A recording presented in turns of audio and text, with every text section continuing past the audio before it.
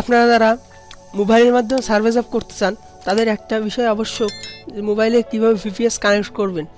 তাদেরকে আজকে দেখাবো যে কীভাবে হচ্ছে VPS মোবাইলে কানেক্ট করবেন। তার জন্য একটা অ্যাপ্লিকেশনের প্রয়োজন হবে।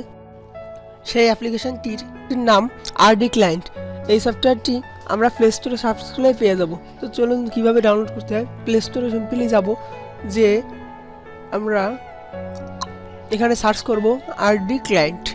এখানে দেখুন সার্চ করছি, এই যে RD ক্লায়েন্ট অলরেডি লেখা চলে আসছে। এই যে এখানে সিম্পলি ইনস্টল থাকবে, আপনারা ইনস্টল করে নেবেন, দিয়ে ওপেন দিবেন। এখন আমি ওপেন দিছি। এখন দেখুন এই যে চলে আসছে ইন্টারফেসটা। এখন এই যে কোনায় প্লাস একটি আইকন আছে, এই যে প্লাস আইকনটি আছে, এখানে ক্লিক দেব। এখানে ক্লিক দেওয়ার পর অ্যাড পিসি এখানে ক্লিক দেব।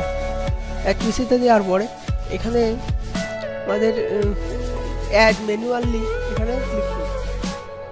দেওয়ার পর এখানে হোস্ট নেম আর আইপি অ্যাড্রেস, এখানে আমাদের আইপি অ্যাড্রেসটা কিন্তু বসিয়ে দেবেন। আর আপনারা যার থেকে হচ্ছে VPSটি কালেক্ট করবেন তারা আপনাদের এগুলো দিয়ে দেবে, IP address, password, user name এগুলো দিয়ে দেবে। তো আমাদের থেকেও কিন্তু VPS নিতে পারে। তো আমরা চলে যাব RD ক্লায়েন্টে, যে সেই জায়গায় আবার চলে যাব, অ্যাড টু পিসি এখানে হচ্ছে বসিয়ে দেব আইপি অ্যাড্রেসটি। তারপরে সিম্পলি এখানে ক্লিক করব, যেটি একটা তৈরি হয়েছে এটার পরে ক্লিক করব, এখানে ক্লিক করব।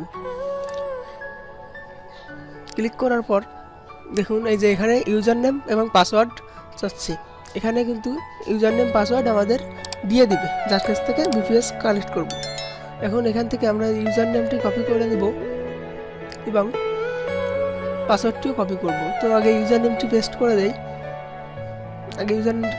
এবারে পাসওয়ার্ডটি কপি করব।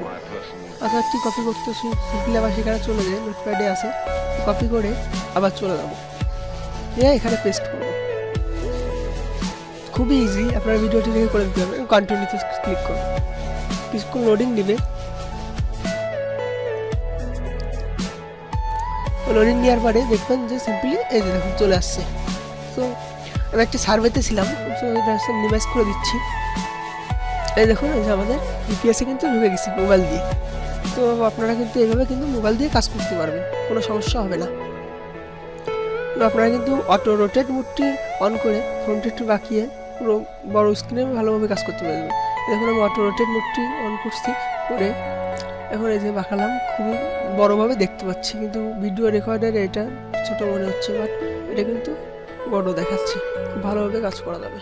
আর অবশ্যই চ্যানেলটি সাবস্ক্রাইব করে রাখবেন, যাতে করে নতুন নতুন ভিডিও আপনার কাছে চলে যায়, এই টাইপের ভিডিও। এবং আমাদের চ্যানেলে কিন্তু সার্ভে রিলেটেড সব রকম ভিডিও দেওয়া হয়।